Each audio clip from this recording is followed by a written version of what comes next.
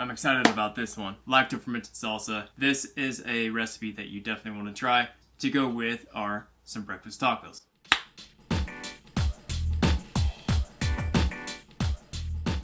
The lacto fermentation process gives these tomatoes, the onion, the garlic, the peppers a fantastic flavor. The end result is a salsa that is fully flavored, fully developed.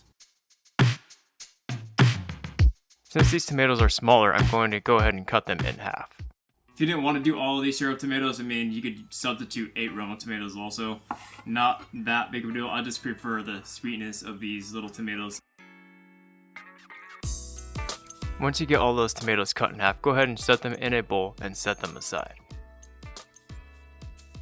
Bench scrapers are a lifesaver when it comes to prep work. Next we have 6 serrano peppers. I'm using a cooling rack placed over my burner and I'm literally using the flame to char the peppers. Alternatively, you could put them in a sheet pan, toss them in the oven, set to broil. Once all of the peppers are charred, set them on a cutting board and let them cool. Now let's move on to cutting this yellow sweet onion. We're going for a large dice on the onion. No matter how big or small you cut the onion, just try to make sure the pieces are somewhat similar in size. Try to get all the way down to the root.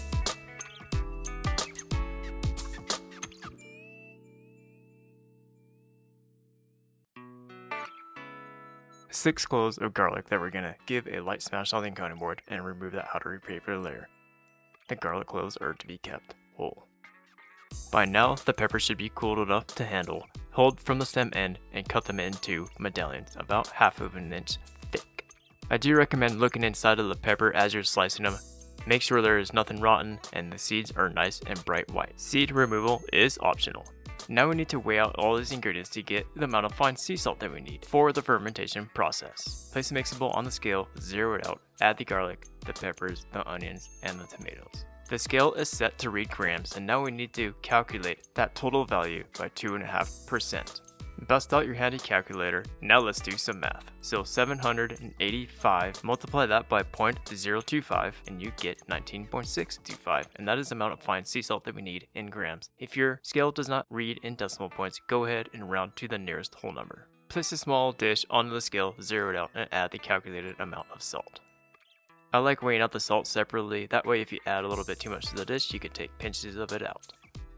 Now that we have our salt, go ahead and sprinkle it over the ingredients. Next we want to grab the mixing bowl and give it a gentle mix. You want to evenly distribute the salt all throughout. I'm using a vacuum sealer to ferment all these ingredients today, but if you don't have access to a vacuum sealer, I will explain a different procedure a little bit further along in the video. So this is gonna stay vacuum sealed just like this on the countertop or in your pantry somewhere that's away from direct sunlight. And that's gonna ferment for 7 to 10 days, all right? So this is day 1. I placed the vacuum sealed bag onto a sheet pan. I have a place in my pantry that I like to keep all my ferments. They are the happiest there. It stays in between 68 to 75 degrees. It's away from direct sunlight. After about 5 days, the bag should start to balloon up and you'll see little bubbles start to form.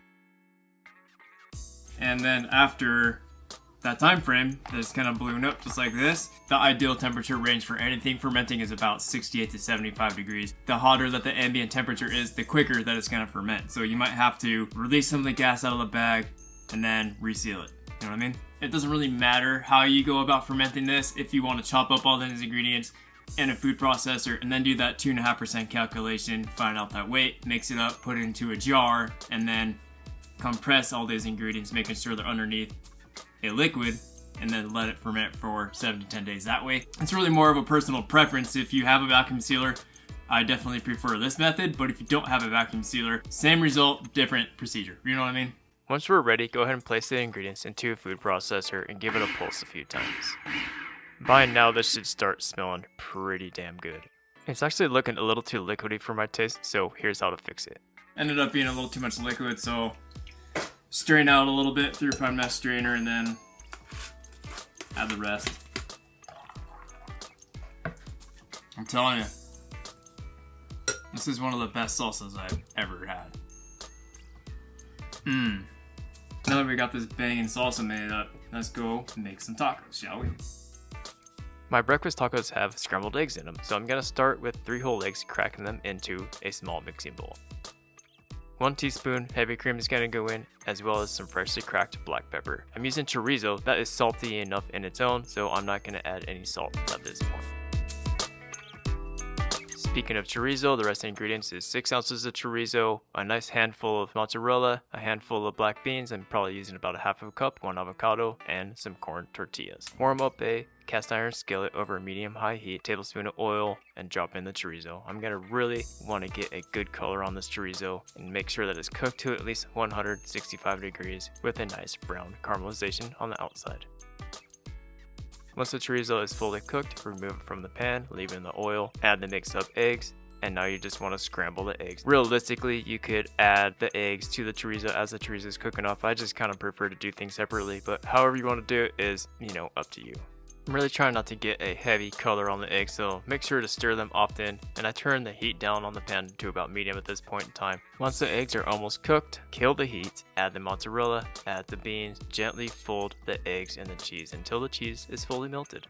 I like to top this whole thing off with some freshly chopped cilantro. I grabbed a small handful off the bunch, and now I'm going to run my knife through the cilantro 2, maybe even 3 times, just until it is a rough chop.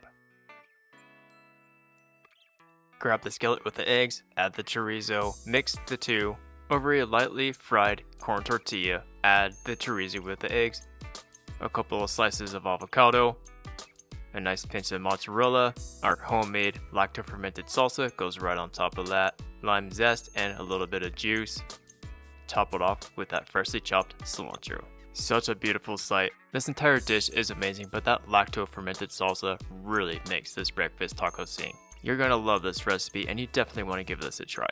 Above all else, make good food, eat good food, and enjoy your day.